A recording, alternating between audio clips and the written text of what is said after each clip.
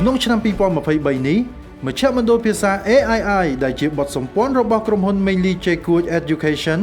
បានសម្រេចនៅផ្លែផ្កាជាបន្តបន្ទាប់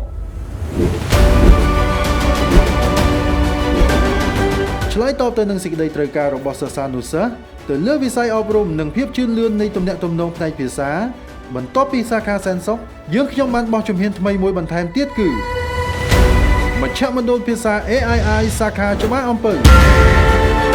ដែលមានទីតាំងស្ថិតនៅភូមិតាព្រំសង្កាត់ព្រែកឯងខណ្ឌច្បារអំពៅរាជធានីភ្នំពេញដែលជាទីដ៏មានភាពមមាញឹកស្ទើរគ្រប់វិស័យក្នុងឱកាសនៃការបើកវគ្គសិក្សាថ្មី